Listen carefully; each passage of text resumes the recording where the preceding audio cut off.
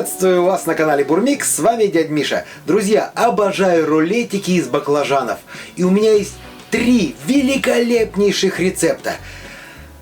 А вот в ресторанах, в которых мы пробовали эти рулетики, есть один недостаток. Все эти рулеты, они очень жирные, где бы ни пробовали. И в Санкт-Петербурге, и в Москве. Вот жирный, прям вот масло сочится. Я же вам покажу такой рецепт, в котором масла почти нет.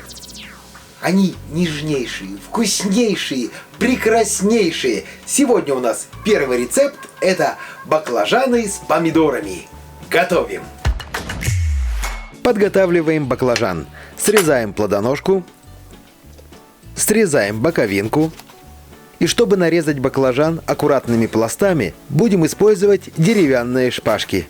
Кладем шпажки с 2 сторон баклажана и вот таким образом нарезаем баклажан. На баклажан сверху не давите, только придерживайте. И у нас получаются вот такие слайсы. Теперь в глубокую чашу наливаем литр воды, растворяем в ней столовую ложку соли и отправляем туда нарезанные баклажаны. У меня получилось с одного баклажана 9 пластинок, а следовательно будет 9 рулетиков. На баклажаны сверху кладем тарелку и какой-нибудь гнет. Я для этого использую кружку с водой. Оставляем баклажаны в покое на 20-30 минут. У меня баклажаны просаливались 30 минут. Теперь в сковороду наливаем растительное масло, чтобы оно полностью покрывало дно. Как только масло прогрелось, берем пласт баклажана, стряхиваем с него лишнюю воду, обваливаем в крахмале, лишний крахмал тоже стряхиваем и отправляем в разогретое масло. То же самое делаю со вторым кусочком. Обжаривая баклажаны таким образом, они не впитывают масло. Не знаю, в чем секрет, я уж не химик. Обжариваем примерно 40 секунд, ну, может, минуту с одной стороны. И также со второй стороны, до румяной корочки. Получаются вот такие баклажаны. Вот если сейчас их есть, они хрустящие и очень прикольные. Особенно их здорово класть на бутерброд. Но мы делаем рулетики. Перекладываем на тарелку и даем им полностью остыть и полежать. Минут 10. Тогда они станут мягкими. Так обжариваем все пластинки баклажанов.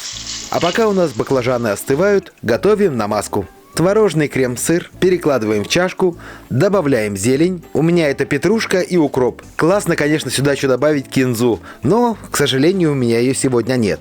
И теперь тщательно перемешиваем. Также для рулетиков нам потребуется помидор. Нарезаем его тонкими кругляшками. Вот так. На остывшие баклажаны, они, полежав, уже стали мягкими. Намазываем крем-сыр зеленью. Можно до половины, можно чуть больше, это не важно. Выкладываем 2 кружка помидора и заворачиваем в рулетик.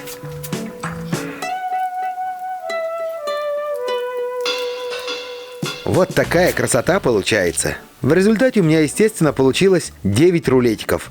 Их есть можно просто так, можно подавать на завтрак. Ну и, конечно, такие рулетики станут украшением вашего праздничного стола. Вот такой, друзья, сегодня простой рецепт великолепнейших закусок. И они абсолютно не жирные, что самое главное. С них не течет масло, их берешь, просто кушаешь и получаешь удовольствие. Готовьте, радуйте своих родных и близких. И не пропустите следующий рецепт. Будут рулетики из баклажанов с морковкой и с грецкими орехами. Это будет бомба! Не пропустите выпуск. Но я пока с вами прощаюсь. До нового вкусного рецепта. Пока!